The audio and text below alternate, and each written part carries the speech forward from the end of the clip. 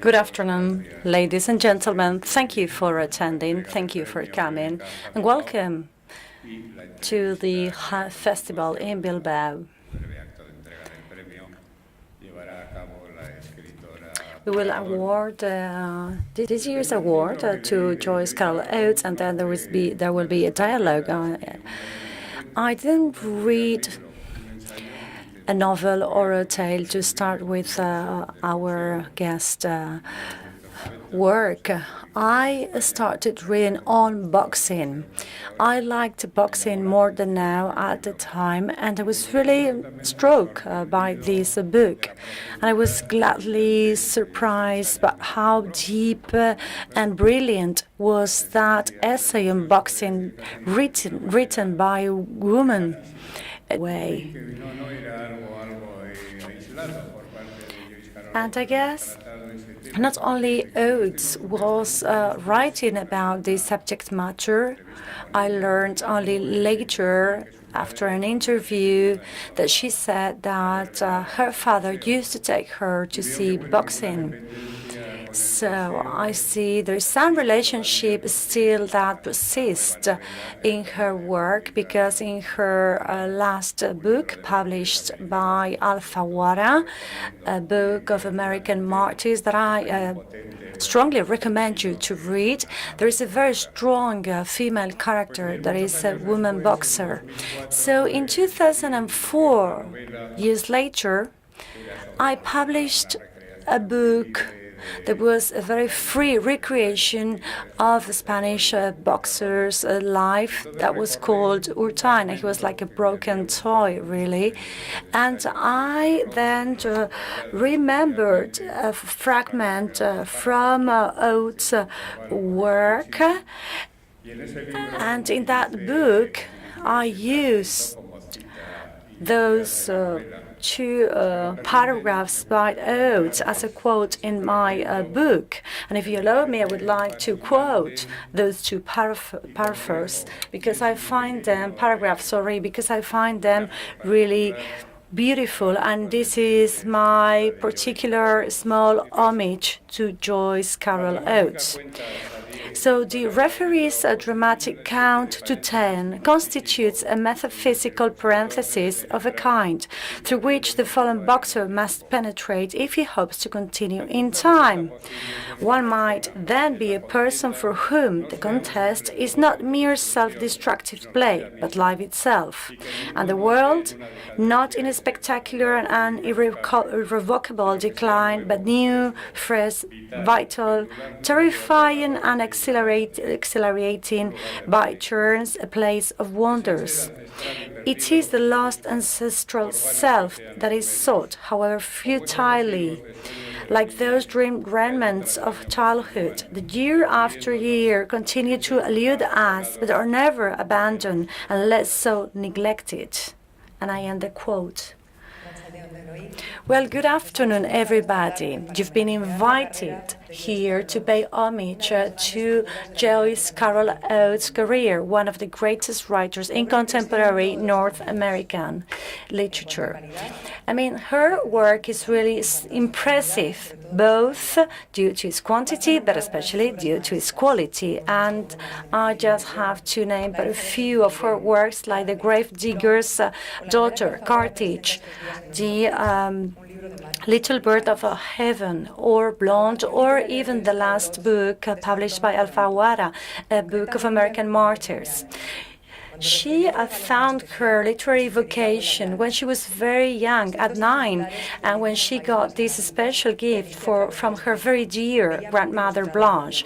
It was Alice in Wonderland and Alice Through the Looking Glass. She soon realized that being Lewis Carroll was much more attractive than being Alice. And a trace of these books appears in many of her writings and tales, sometimes literally when they are mentioned by some of the characters, and sometimes, even more often, this is transformed into an underlying sense of humor that appears both in Carol's work and also in Oates' work. Another reference in literature for her is Kafka. And she says, us. She makes a jest of horror, thanks to Kafka, and also to take herself less seriously. And in Memoirs of a Widow's Story, a very personal book, there we see mourning, love, sharp analysis, coexisting with an unexpected humor, enlightening tragedy and questioning tragedy. Much has been said about her literature, but we think not much has been said about her very modern sense of humor, a fundamental element in her work. So this is why we have her with us, and that is an honor to us. And we seem to have here many Alices. And as the king said, I just ask everybody if they are all persons more than a mile high to leave the cart. On all the other people, please bear with us. So please, we welcome Joyce Carol Oates.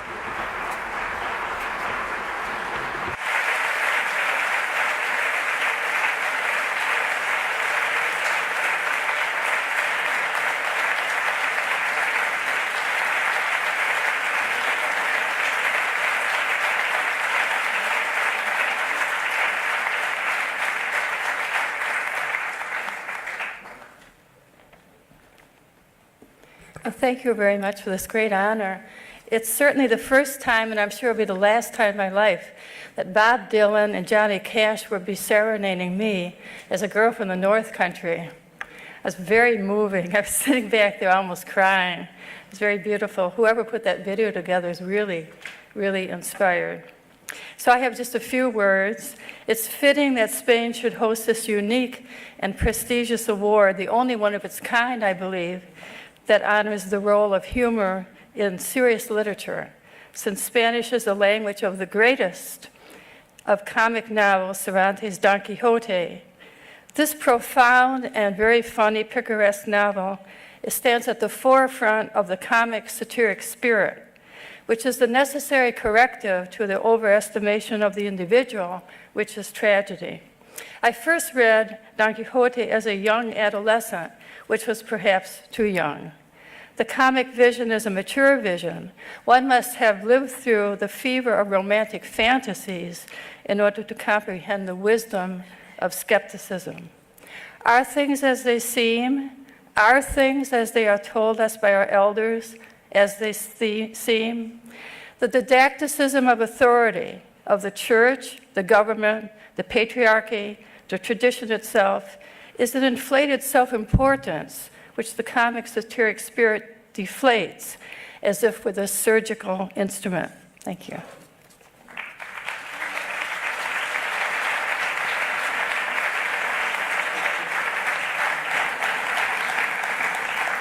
Les dejamos con la estupenda entrevista que ha preparado Pilar. Buenas tardes. Muchas gracias por lo de estupenda entrevista. Ya veremos. Much all of you for being here. You said this is going to be a fantastic interview. That we will see soon. I think it is a privilege to have Joyce with us this afternoon and be able to listen to her world. So welcome to Bilbao, and congratulations. First of all, I'd like to know, you have received this award. You've received many, many awards along your literary career, but I'd like to know how you feel at having received a humor prize in a festival of humor, because I think this is the first time you receive a prize like this. No, absolutely, it is the first time, and I think of myself as essentially a sort of mordant humorist. I have a very deeply skeptical temperament, and I lean toward a kind of dark humor. And it was so exciting that somebody would notice that. The first book I ever loved was Alice in Wonderland and Alice Through the Looking Glass, which presents this world of chaos and comedy and horror. It's really a world of absurdity, but it's very funny. And because Alice, the girl, is like a heroine, she makes her way through it with a kind of common sense, resolution. And she's not afraid. It's terrifying, but she's not afraid. And all around her are these comic, grotesque characters. But she herself is very adamant, and she's almost like a pilgrim.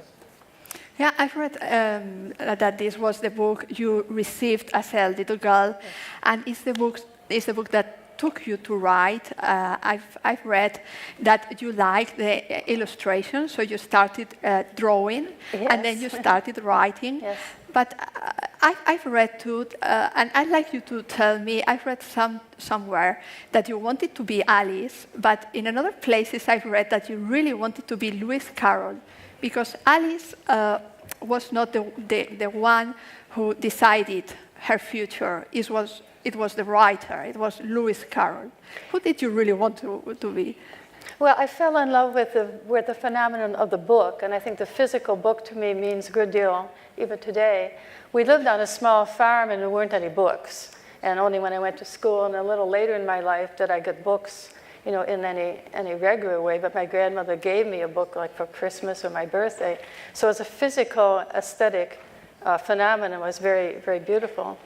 And I wanted to be the person who created a book. So I would take a tablet and have a cover, and I would have illustrations, and then my scribbling, because I couldn't really write very well yet. So I just covered pages, like, a miniature Tolstoy, like War and Peace or something, just sort of scribbling away.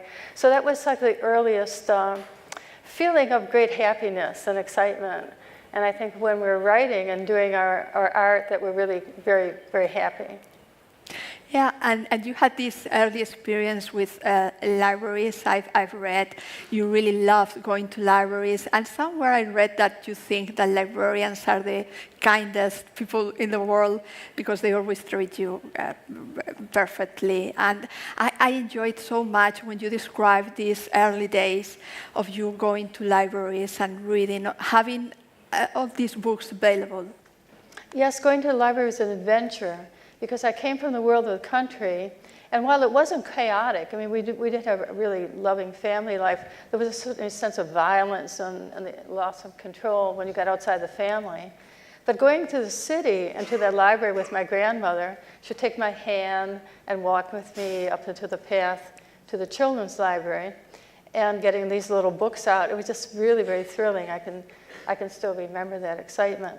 I still feel that way when I open a book, because it's like meeting some new friend and some complete stranger and the unknown, and I still have that sense of wonderment. Yeah.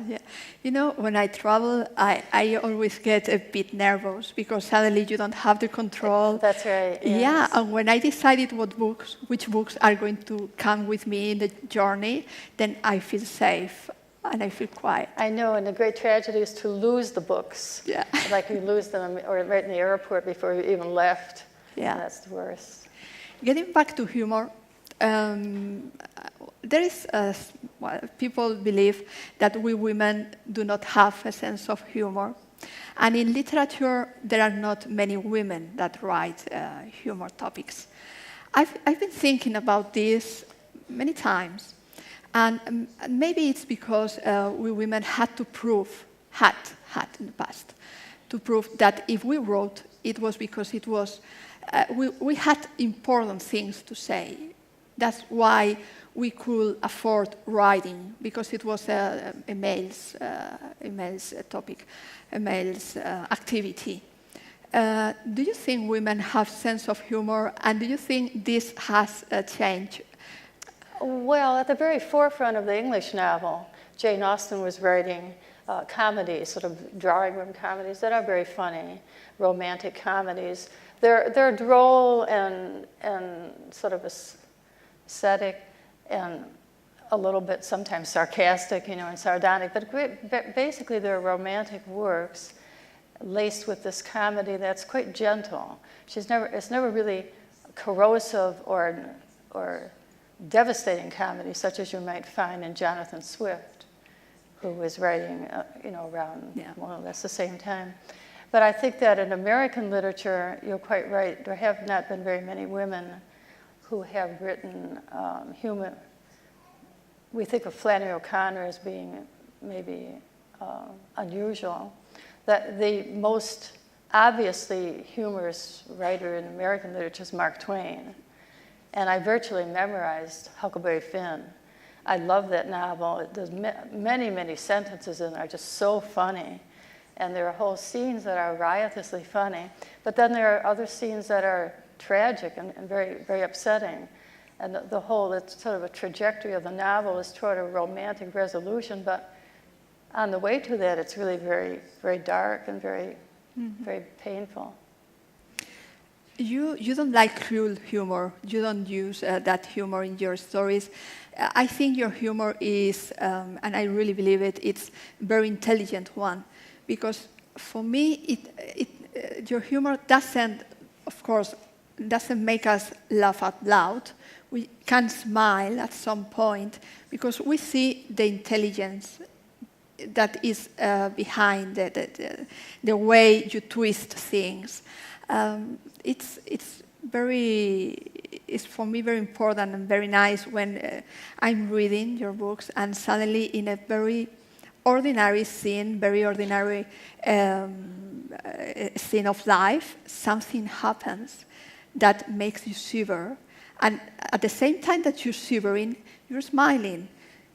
Do you try to do this when you are writing? Do you want writer to be your ally, to be your friend? And do you try him to make this kind of shivering gesture? Well, it's difficult to answer that in the abstract because each work of writing has its own specific logic and structure and tone. Obviously, atmosphere and tone are very important. And I think it was Carolina who was talking about my widow's story having humor in it a few minutes ago. And it was really sort of profound to me to think that, of course, there is a lot of humor in my memoir about being a widow because to me, the experience of being a widow was astonishing. I would have thought it was so solemn and grieving and kind of dour, but so many absurd things happened. It became like a farce or like theater of the absurd. And I remember thinking, I would have thought that grief was just a monochromatic experience, but really all these absurd things that keep happening. And since then, I think the whole world has been penetrated by that kind of absurdity. And now I'm living in the United States of America where we elected a malevolent clown as president.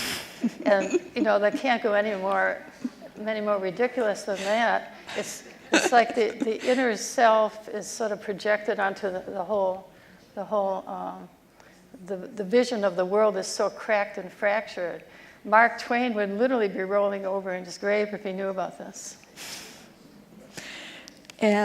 This was one of the last questions, but I'm going to go with it now. Do you feel influenced in your novels about the political situation in your country? Because some weeks ago, I heard Salman Rushdie say that many American writers, or writers that are not American, but they live in America, feel that there's no necessity to write now because every day is like a novel. And he said that it was kind of magic realism every day, so there was no need to write. Well, but Salman Rushdie just published a novel, so he must have been doing something, I think. No, I think that the short view is that things are always sort of falling apart and collapsing, but the longer view is that we've had very, very ignorant and malevolent presidents before in the United States. I think Richard Nixon set a standard that Trump will have to sort of work to get to probably. So, but we got through it, and as one of the characters says I think it's Kent says in King Lear, it's not really the worst if you can say it's the worst. I've always thought that Mad Woman was your most political novel. Do you think this one, Book of American Martyrs, is going to replace it? Do you think it's more political than Mad Woman? Oh yes, A Book of American Martyrs turned out to be very prophetic. When I wrote it, I thought I was setting down a vision of America that was realistic, but I did not have any idea that it would actually worsen and get darker. I was sort of setting down the idea that something might happen, would grow out of this, but I never really thought it would happen so quickly. I just finished a novel a couple of years ago, And now it's very much about Trump's America, the America that created Trump. Of course, it's a complex situation because Donald Trump did not win the majority of votes in our country, and the election seems to have been rigged in various ways. So to say that he represents the country, I think, is an exaggeration. But I was writing about the division between an evangelical Christian, right-wing America and then a more secular, educated, liberal America, and how these two are in conflict in my novel, very much in conflict, but now in reality, even more so, in a very profound and perhaps tragic way. I read that your mother wanted you to be called Joyce because it had to do with joy and with yes. happiness. Yes. And it made me smile as well because it's such a beautiful name.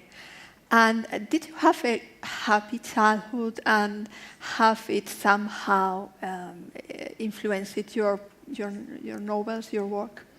Well, it's a hard question to answer because we do remember our childhoods in a kind of simple, reductive way, but they're very complex. And I think when you're a child, you're living so much in thrall to adults. You don't really know what's going on. You don't really know what the adults are talking about. They have their own private language and their private worlds and lots of secrets. So I felt that there was a world, like a peripheral world of secrets that I didn't know about. But I also felt I was very protected. And I think I've always been protected through my whole life from many serious things and things that other people have had to deal with. And my refuge had been books. And then as time went on, I was rewarded for taking refuge in books. So it's kind of an ironic thing that by writing and by reading intensely and loving reading and then writing, I sort of be able to create this fictitious world of language that to some extent protects me. But when it falls down, when it's sort of corrosive, then I really somewhat unable to handle that, which is what happened when my first husband died.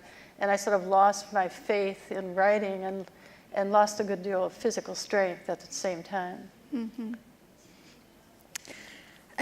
Are you interested in fairy tales? And this is a question I'm very interested in because I think Alice in Wonderland derives from fairy tales.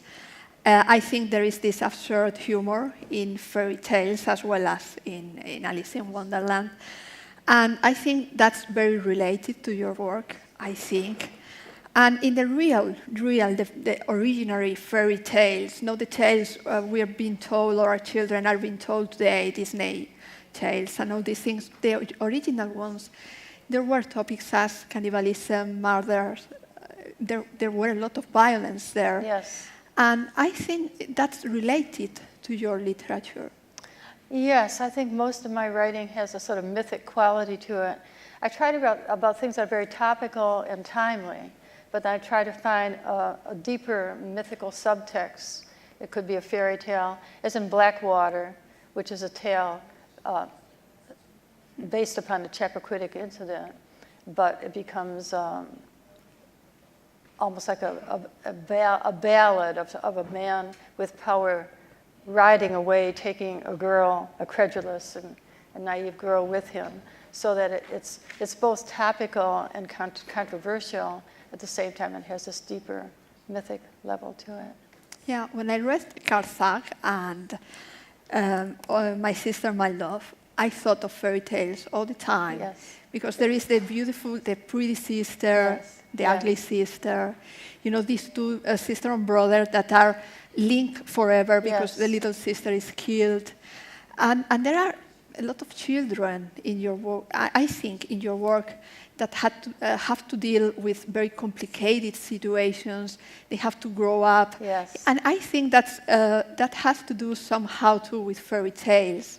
Children lost in the woods and they have to grow up. Yes, the fairy tales are very grim, to make a kind of pun. We very rarely get any sort of psychological complexity. We sort of see people at a distance, and children, young people, and adults are sort of all seen in the same way. And the children can be treated very cruelly in fairy tales, the way they're not in children's literature. So I really loved the books that I read that showed me a way that one could make one's way through a kind of jungle. You know, there was also Constance Garnett's The Secret Garden. That was another child's novel, where there's a wall and a secret garden, and there's something inside the garden. And even now when I see a wall and a garden inside, I just feel such a sense of excitement and mystery and want to get into that garden and see what's there. Yeah. Even when you get in there may be nothing there, you know. It turned out to be just another garden or desiccated vegetation. But somehow there's something about the wall and the mystery that leads one onward. That's great, because somehow being a writer is like that. Yes, no? writers are like that. Yeah. I'm going to say Shirley Jackson, Angela Carter, and Daphne du Maurier. I think it's pronounced like that. What is that?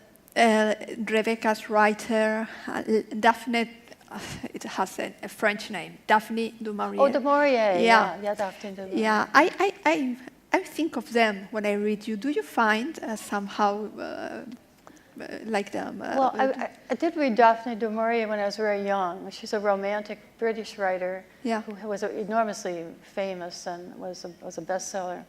My cousin Rachel, and she wrote The Birds. The Birds. Hitchcock. Mm-hmm. Yeah. I haven't read her recently. The writers I feel closer to are James Joyce. I feel very close to him. Joyce's short stories are brilliant and really, really masterful. I don't think they have a lot of humor in them, but Ulysses is filled with humor. Ulysses is very funny. A lot of puns and ironies, and just the whole thing is sort of ironic and funny. And that's very beautiful kind of comedy in that it's not cruel and it's not really very crude. It's not a vicious comedy. I'm drawn to the comedy of Franz Kafka, which is a more obscure and mordant kind of comedy. Someone might read the Metamorphosis and just think it's a horrific story, but I think Kafka meant it to be funny. A person turning into a cockroach with all these legs and kind of spending a whole lot of time just kind of turning over. It's like a parody of what we do every morning, trying to get out of bed, I guess. And I find Kafka very bracing in that he's confronting a kind of abyss of meaninglessness and horror. And as a Jew in Prague, he was obviously dealing with a good deal of anti-Semitism. Perhaps some of it was overt and some of it was hidden. And relatives of his would die in the Nazi concentration camps. So it was as if Kafka was peering into a terrifying future. At the same time, he didn't want to be sentimental, and he laced all his writing with a kind of really icy cold humor and irony that I really identify with. Like my friend Philip Roth, who's also very funny and mordant, he owes a good deal to Kafka and to Lenny Bruce. Then I should mention one other influence of mine that probably is not very well known in Europe is Mad Magazine, which I read when I was a young girl. That's a comic book, essentially. But it's very satirical and really, I think, for adults. But I started reading it when I was 10 or 11 years old, and the spirit of anarchy and irreverence, I really, really understood that and sympathized with that. You're a very acclaimed writer. You are a very prolific one. But I've read, you said, that you don't really write fast. You write many hours a day. I'd like you to tell us your writing process every day, but you don't really write fast. I don't write rapidly, no. I try to think before I write. That sounds a little strange. I tell my students that not to start writing, but they're supposed to think first. And I like to run and walk quickly and just be by myself and just think for a while. It's very rejuvenating and refreshing. And then when I go to write, I can get a lot of writing done. But if I have a lot of interruptions like anyone, it's very difficult to write. But it begins with daydreaming and walking and running. If I could run for 1 hour, I would just get so much work done in my head. And then when I come back to my study, I can write very quickly. And we were talking before at lunchtime, and I've read it, you said somewhere, that to be a writer, you have to be a strong person. You have to be fit. I read something like that in Murakami, in a book of his, what I talk about when I talk about running. He said that you have to be in a good shape because you spend many, many hours sat riding, and you have to be strong. Well, I guess so. It's sort of oxymoronic, I guess, because if you're doing it, then you must be strong enough to do it. You know, like Virginia Woolf had periodic mental breakdowns. She would lie on a sofa with her notebook, and she at that point was probably physically weak, but she was driven by a kind of need to just express herself in a way that maybe she couldn't when she was feeling stronger. And Flannery O'Connor was an invalid much of her life, and she would take 6 months to write one of her very precise short stories. I don't know that I'm particularly strong. I feel sometimes desperate, I think. Sartre has this wonderful definition of genius. He says, genius is not talent, but the way one behaves out of desperation. And I think that sense of being desperate, being put in the corner, and there's a Kafka story about an ape who's sort of in a cage. How is the ape going to get out of the cage? He can't get out of the cage unless he masters language, he mimics the language of his captors, and so he's able to speak the language they might allow him out of the cage. And I think that's sort of possibly a parable that Kafka had for the artist. You know, there's a desperation there which is masked in different ways. And Kafka's story, The Hunger Artist, also is about the artist who's basically dying of hunger, but he has never found the ordinary food that he likes. Just his art is some sort of compensation. Mm-hmm. But I shouldn't emphasize these dark things because basically I do have a sense of humor that's generated by playfulness. And as I said, Mad Magazine was an early influence, and that's very funny. It's actually, and the Marx Brothers and different kinds of comic movies were always very dear to my heart. Mm-hmm. Do you think that art in general and writing in particular should be useful? Do you think it should have, for instance, a social use or just art for the sake of art? What do you think? Well, that's a traditional question. I think there are many uses of art. Some people think that art arises from the community, and art has its vision, a kind of bringing the community together. It often has a religious genesis, that the art is an expression of a spiritual need of a community. So the original art has a kind of aura of the sacred about it and the taboo. Then there's another idea of art that is revolutionary and mutinous, and it represents the outsider, the rebel. And the art is like a way of breaking down the community and breaking down the religious institution that perhaps has become petrified and calcified and corrupt. And so that's another idea of art. Art is revolutionary. I think we can all very much sympathize with that. Then Oscar Wilde and others have the idea of art as useless but beautiful. That Freud said that he had no idea what use there was of beauty in the world, but without beauty, life would not be worth living. And for Freud to say that, I thought was a very profound statement. So there are all these ideas of art.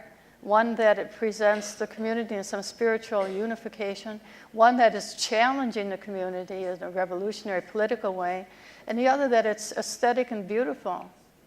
So all of these, I think, are relevant. Okay. Let's talk about your short stories. I really enjoy everything you write, but in short stories, and as we are in a festival of humor, literary festival of humor, I think that maybe there is where humor can be more present, because of, as they are short stories, they are more related to joke, maybe, I don't know what you think, to the fast resolution of the story, and it can sparkle somehow. Do you agree with this, that humor can enter easily in short stories? Well, short stories are a very experimental form. Yeah. And you can have a short story that's just sort of numbered sentences. You could have a short story that's a dramatic monologue. You could have a short story that's just a dream or a prose poem. Or it could be traditional. It could be like a Chekhovian short story with characters speaking. A Tolstoyan short story, which is very, very long, like a novel that's compressed. Or you could have a short story that's this long. You know, like it's a very elastic and very exciting medium. And all my short stories, I think, are somewhat different.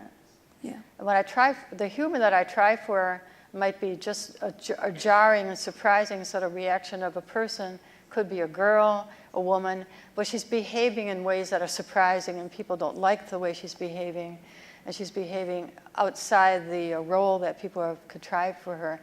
So it's a kind of humor. She's generating startled humor in the way she's perceived by other people. Mm-hmm. You've said a writer doesn't transcribe literally the facts of his, her life, but the emotions.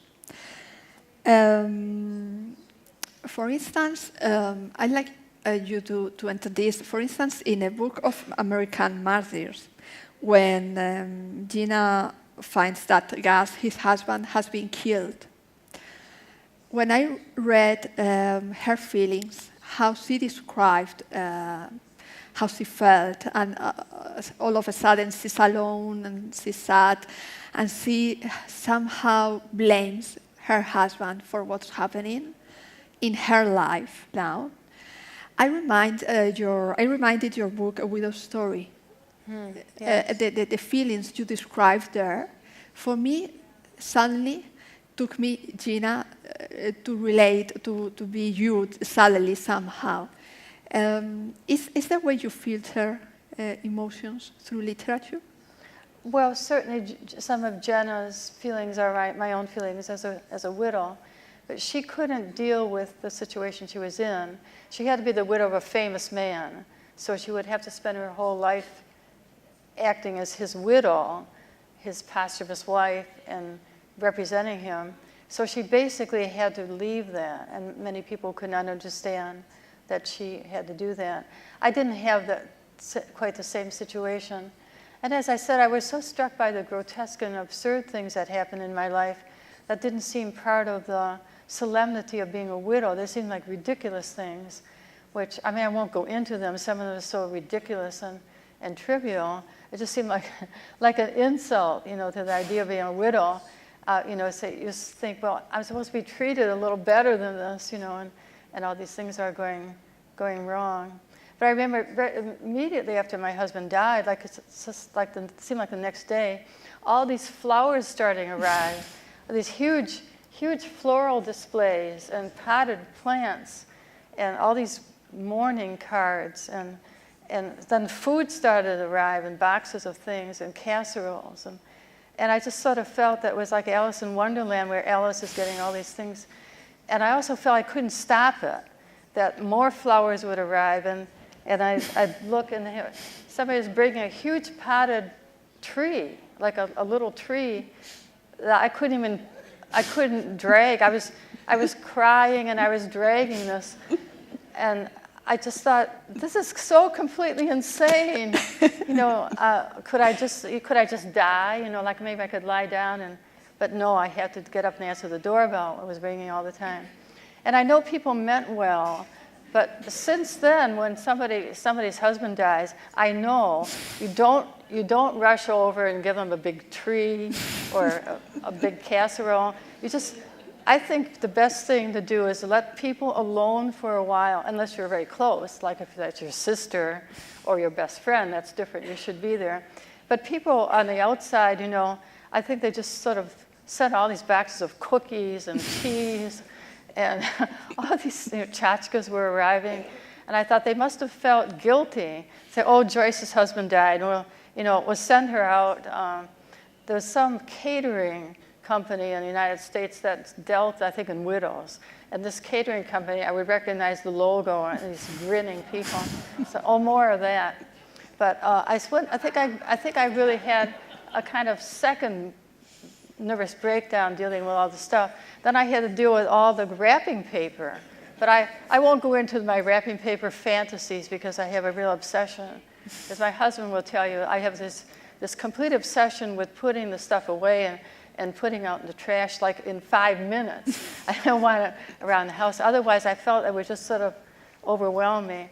And the world of Alice in Wonderland is always with us. You think, well, I'm older now, I should be beyond that. It's like not having acne, you know, when you're 70 years old or something.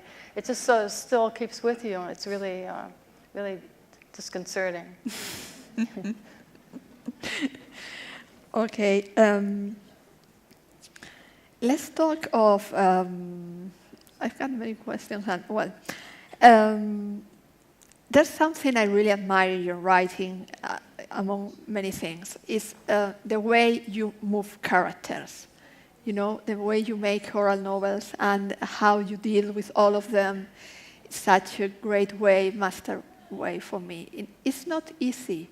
When you are reading it, when you are a reader, everything seems easy because you just are turning pages and you are inside the story and everything just goes.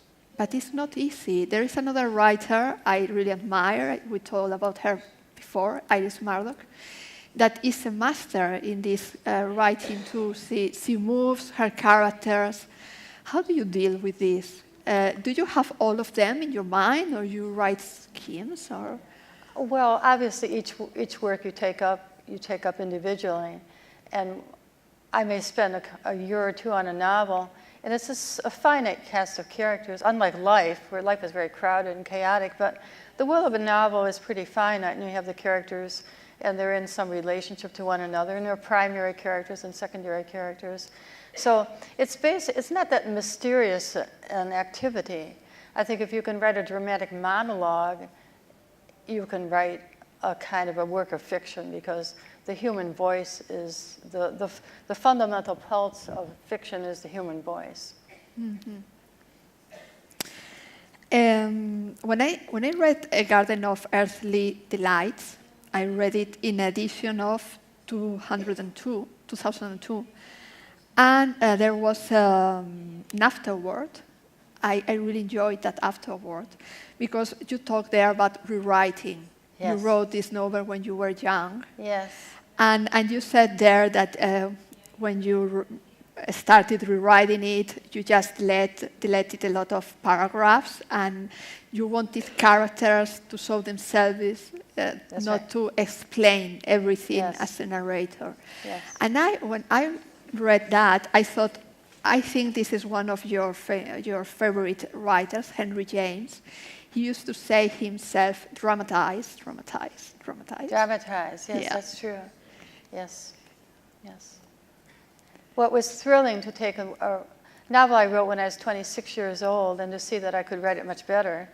And at first I thought I would rewrite the first few pages, so I did that.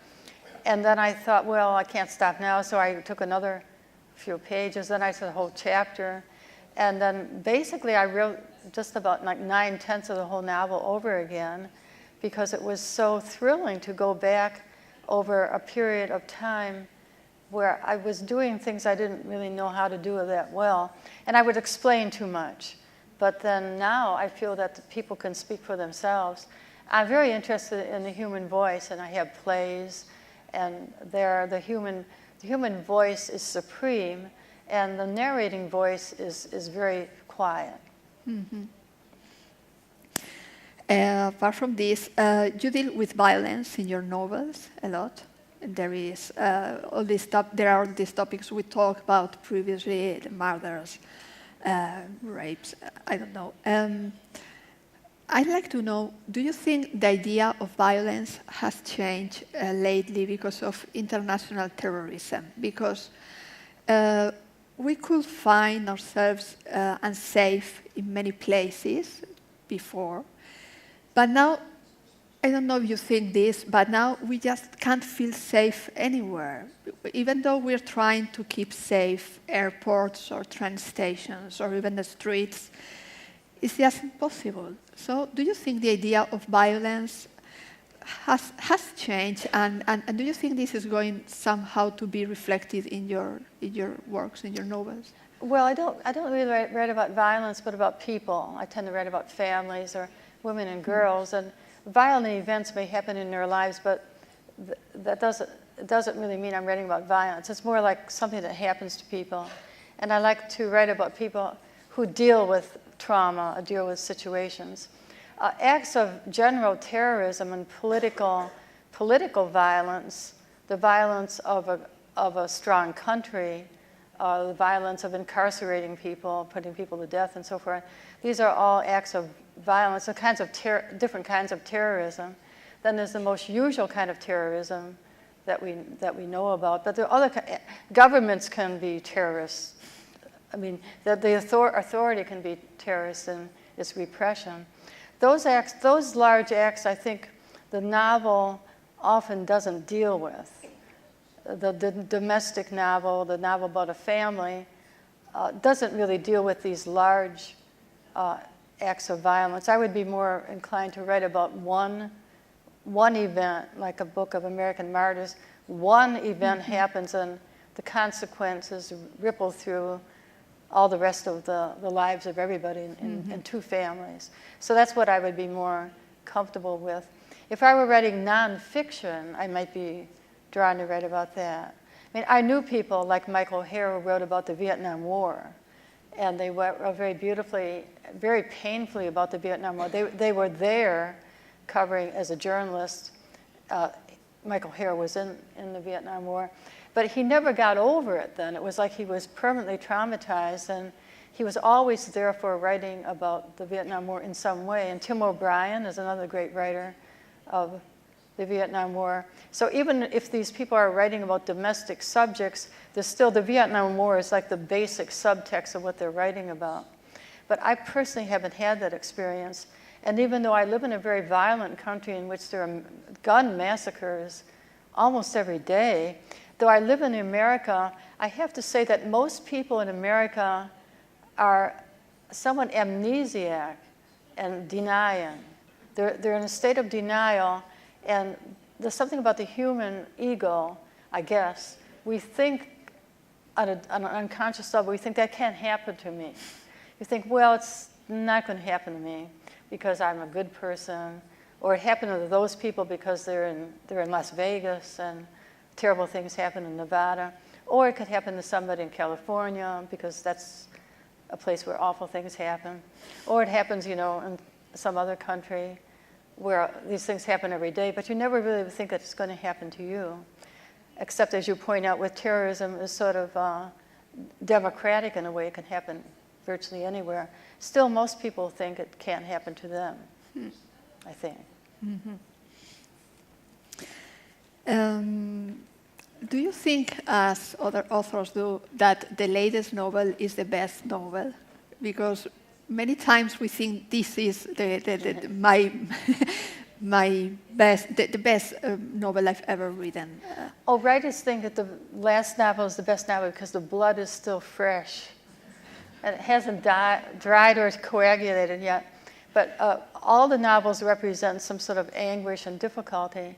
The one that gave me the most difficulty is Blonde, which is a story of Norma Jean Baker, a kind of ordinary girl who becomes Marilyn Monroe. And that was 1,400 pages in manuscript. And the last 1,000 pages of the novel, as I was working on it, were so fraught with stress. I actually had like psychosomatic heart palpitations, and I was really nervous. I was certain that I would die before I finished that novel. I just didn't think I could ever finish it. It was so long. I had notes with me. I had to carry them all around. So that novel is probably the closest to my heart because it represents so much of an effort. And when I open it now and read it, I sort of remember how anxious I was. If only I had known when I wrote this page, if only I had known I would actually finish it. But we can't know that. That's what's so stressful about being a writer. Apart from the novels you sign with your name, you write other ones under pseudonym. For instance, Rayolene Smith and Fernandez. Yes, I've written some pseudonym novels. Yeah. Yes. And do you do this because it's a way of having more freedom in writing not to be you when you write these works. And this somehow you wanted to reflect this in your novel Jack of Spades, because Yes. it's humorous, I think, that novel. And Yes, that is humorous. Yes. You were mentioning so many titles of things I'd forgotten were actually funny, but looking upon them now, I guess so. I think that the pseudonym is a very traditional way that a writer can multiply his or her personality. Didn't Voltaire have many, many pseudonyms? I can't remember. Voltaire may have had as many as 50 pseudonyms. Simenon had many pseudonyms. Jonathan Swift wrote under pseudonyms. And they wrote under different names for political reasons. They wanted to distance themselves from what they were writing because they may have gotten into trouble. Then other writers write out of a sense of wanting more privacy. And I think that some women writers might write androgynous sounding names so that they don't be identified as women. George Eliot, one of the very great writers of English literature, whether male or female, she felt very comfortable writing as George Eliot because she didn't feel that she was a woman writer. She felt that she was more like an androgynous writer, or perhaps a little more like a masculine writer. Then the Bronte sisters wrote under androgynous pseudonyms, so it looked as if maybe they could be men. And that protected them from the criticism, mostly of male critics, who were much more lenient with male writers. Okay, we are, well, it's late in the afternoon, so this is my last question.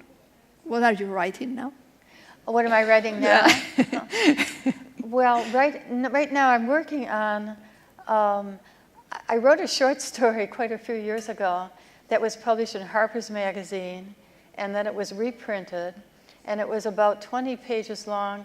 It was really like 40 pages long, but had to be cut for publication. And it was a story of a girl who discovers that her own brothers had been participated in the murder of a young black boy. And she discovers it accidentally. And she's in a very close-knit, sort of old-fashioned family, Italian-American family. And she blurts out to someone at school that her brothers have been in they've done this terrible thing. But then she can't retract it. So the police learn about it, and the police find the murder weapon, and her brothers are sent to prison. And that she is absolutely exiled from the family.